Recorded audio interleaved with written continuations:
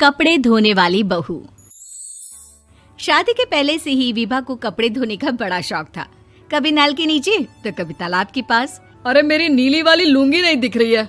विभा की अम्मा, कहाँ रखी है लुंगी? अरे वो तो विभा ने परसों ही धोकर रखी थी आपकी अलमारी में, देखो वहीं होगी। वो ना मैंने आज धो दी, मुझे लगा कि गंदी हो गई होगी। अरे कैसे गंदी हो गई थी? उसे तो मैंने पहना भी नहीं। हे भगवान, इस लड़की के कपड़े धोने की आदत से परेशान हो गया हूँ मैं। जितना तो घर में राशन नहीं आता, उससे कहीं ज्यादा डिटर्जेंट पाउडर का खर्चा है। इसकी शादी करवा दो, शादी जाए अपने घर में ही करे काम, फिर चाहे घर के कपड़े धोने हो या पूरे गांव के। हाँ ठीक बोल रही हूँ, देखता हूँ मैं कोई लड़का। वो दिन भी आ जाता है जब विभा को देखने लड़के वाले आ जाते हैं। लड़की मुझे अच्छी लगी।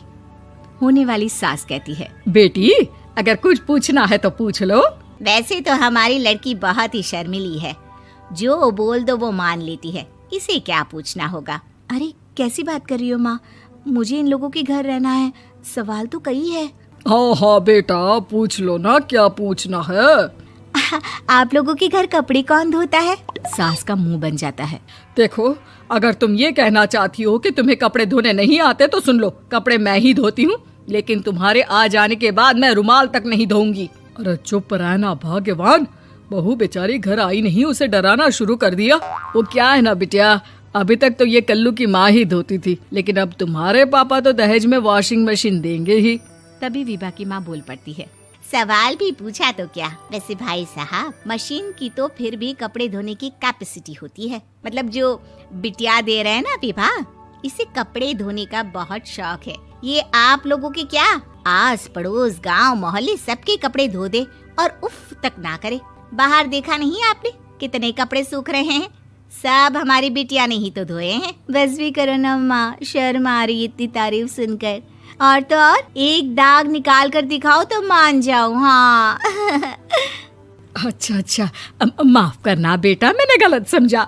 हमें तो रिश्ता बहुत पसंद है। और ऐसे जुड़ जाता है रिश्ता कपड़े धोने का शौक रखने वाली विभा का। उसकी शादी हो जाती है कोयला फैक्ट्री में काम करने वाले कल्लू के साथ। शादी के बाद अचानक विभा चिल्लाती हुई सास के पास आती है। सासू माँ, अरे सासू माँ कहाँ है आप? ये तो धोखा है, धोखा दिया आप लोगों ने मुझे। इसे ससुर के चक्कर के बारे में पता चल गया। अरे तो उसमें तुझे क्यों धोखा मिला है? अरे नल में पानी नहीं आता, कपड़े कैसे कब धुलेंगे? अच्छा, तू पानी नहीं आ रहा उसकी बात कर रही है। तो आपने क्या सोचा? कुछ नहीं। अच्छा, तेरी माँ ने कहा था कि कपड़े धोने का शौक है तुझे, याद आया मुझे। शौक बोलकर कपड़े धोने वाले मेरे जुनून को कम ना आके सासू माँ, कपड़ा धोना मेरा गुरूर है। तभी पति भी वहाँ आ जाता है। अभी मैंने इसे सनी देओल की फिल्म दिखाई है, उसी के डायलॉग मार रही है माँ। अच्छा सुन, साफ साफ बता रही हूँ, पानी सुबह 4 से 6 और शाम को 10 से 12 आता है, समझी? विभा टाइमिंग सुनकर हैरान हो जाती है। ये क्या भूतों का मोहल्ला है? सुबह 4 बजे उठकर कौन कपड़े धोता है? 4 बजे टंकी में पानी जाता है, फिर सारा दिन धोना ना, किसने मना किया?